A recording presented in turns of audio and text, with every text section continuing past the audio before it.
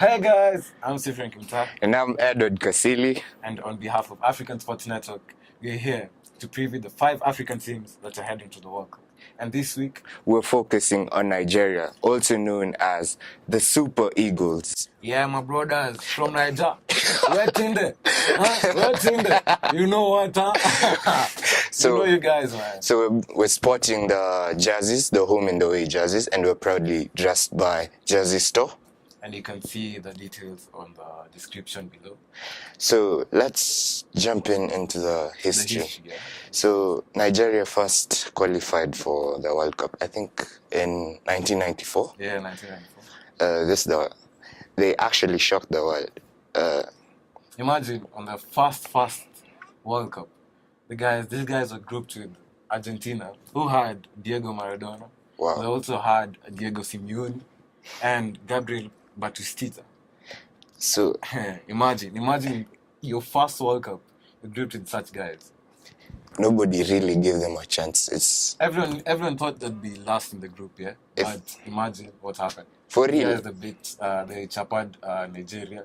They chapped Argentina 2-1 in the first game. Yeah. Thanks to Rashidi Yekini. You can see the goal. There was a goal. He actually scored and entered the net. And you can see the reaction. It really meant a lot to them. As in, it's the first time in a World Cup they score against Argentina. It just shows they just came there to play their football. They had the golden generation with Kina, Rashidi Yekini, Sande Olise, Daniel Amokachi, and the one and only JJ Okocha. He was so brilliant. They had to call him twice. Anyway, they proceeded to the next World Cup, 1998.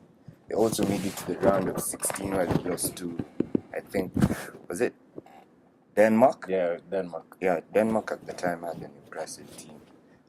They had all these guys, Michael Laudrup, who later on turned up to play for Barcelona. But now from 2002, I don't know what happened. I don't know honestly what happened to Nigeria. Because in 2002, they never got out of the group stage. They never qualified for the 2006 World Cup. Imagine 2006 World Cup in Germany, of all places. And then 2010, when it was in Africa. In Africa, when everyone expected an African team to reach the semi-finals, even the finals, Nigeria didn't even show up. They never got out of the group stage. But at least in 2014 something happened. At least it was 2014, man. That was the team. Victor Moses, who else? John Obi Mikel. This guy is actually made out of the group. Yeah, at the time it had John Obi Mikel, Victor Moses, Ahmed Musa. I remember the goal against Argentina. Wow, Ahmed Musa's goal in the 3-2. Even though they lost to Argentina, that game was amazing. Bro, I don't know if you've noticed this, but Nigeria and Argentina just have... Yeah, there's a symbiotic relationship, yeah? Every World Cup, Argentina. They just have to meet Argentina. They have to meet Argentina. So, but I'm sure since there's even a friendly. See, they played Argentina, I think a few months ago, yeah.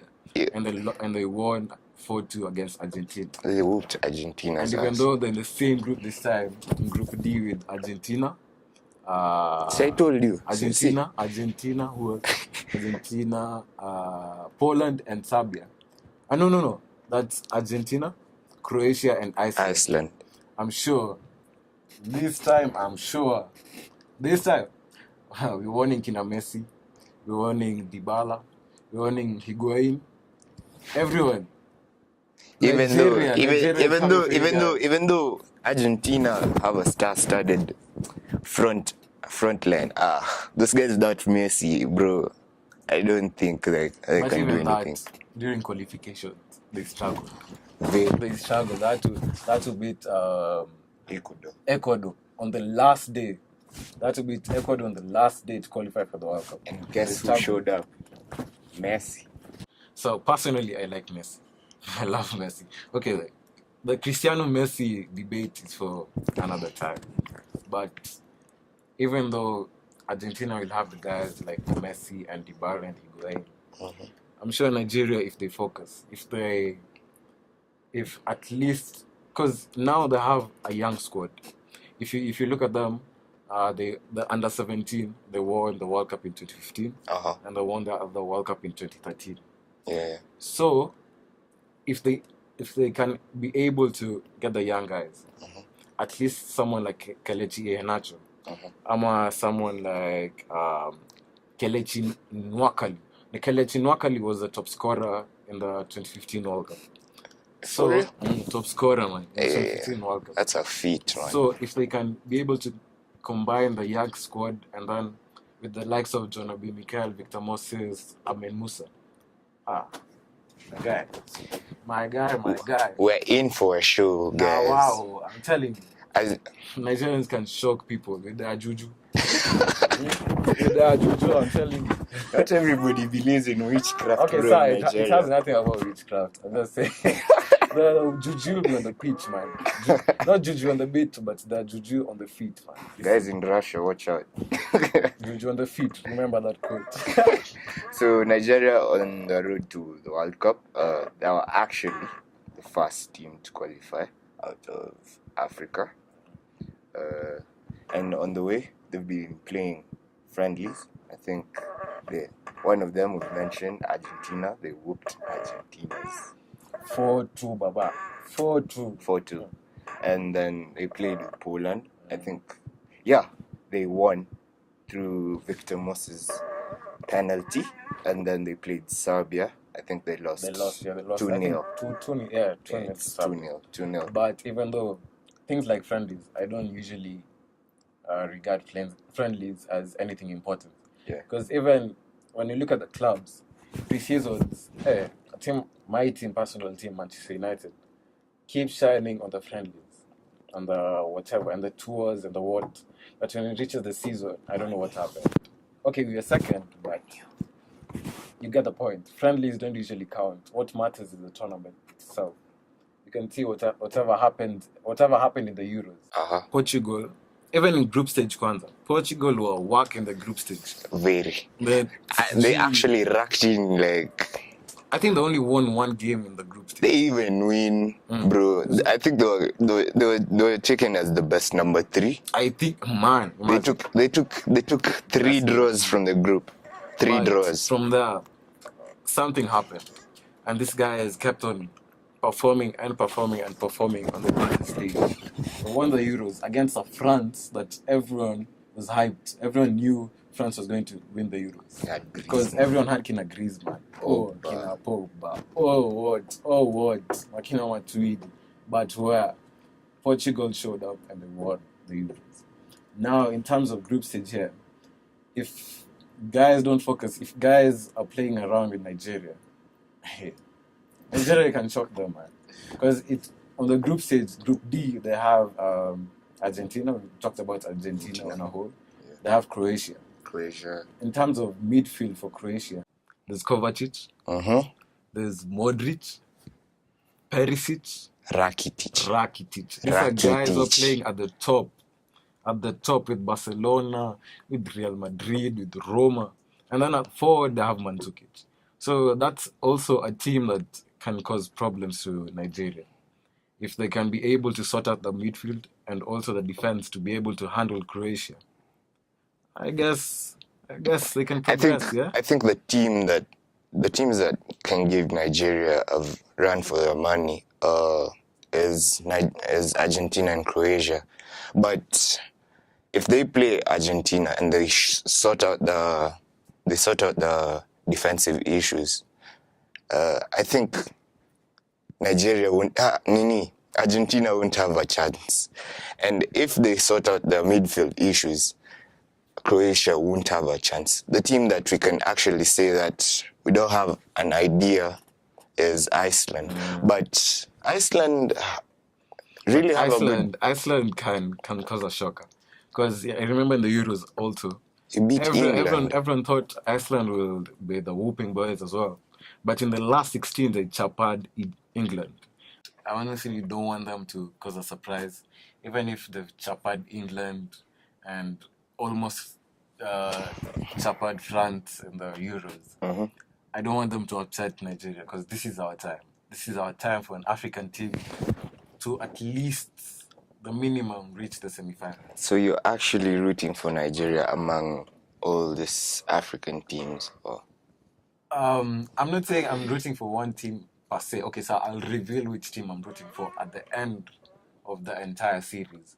But for now, since we're showcasing, we're talking about Nigeria, I want them to reach the semi-finals.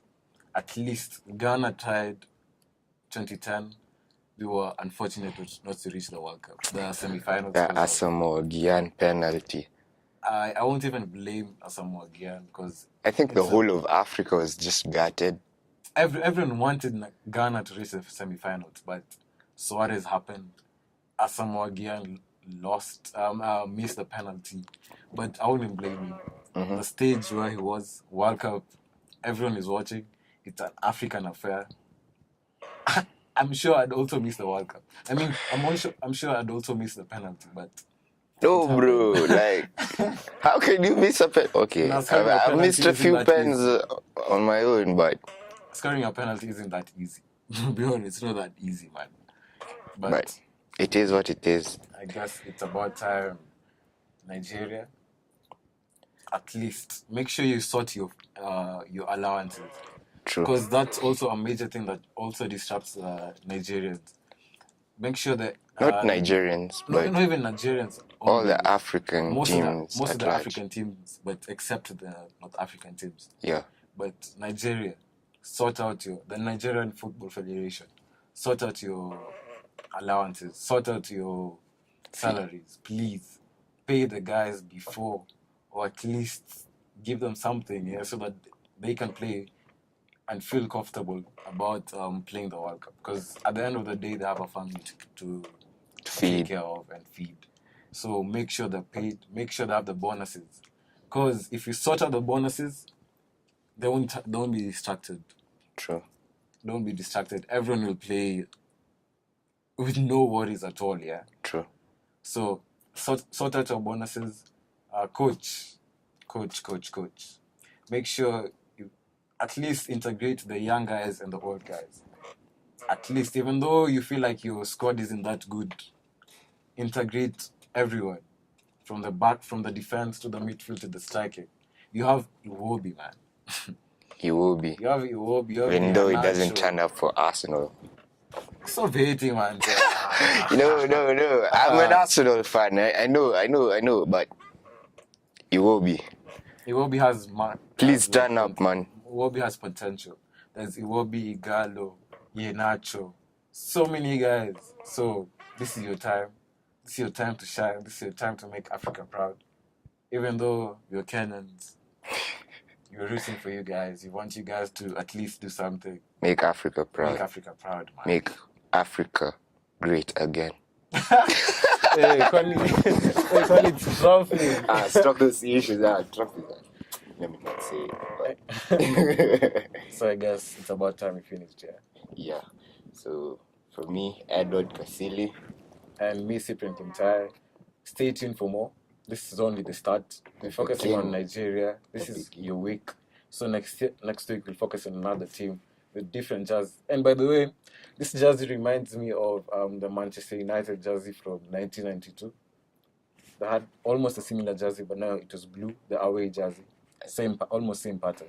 And I also think they incorporated the 1994 design. Yeah, I think so. Yeah, they matched also the 1994 design for the Nigerian team. Yeah. So with all this, the retro jerseys, everyone likes the jerseys. I don't hate the jerseys, especially the green one. The green one. And is fire. so many guys on social media have liked the retro jerseys. So Nigeria, you have a nice jersey, man. You have a young squad. Relatively. And a relatively good squad. So. My guys, please don't disappoint, Don't disappoint, man. Now, wow, my guys. Anyway, thanks for viewing, and it's been a pleasure. From us, the African Sports Network. Follow us on our Instagram page, African_Sports Network. Facebook and Twitter, and follow everything. We have so many, apart from the show, we have so many coming up, so many things coming up this year. So stay tuned, man. We'll see you next week.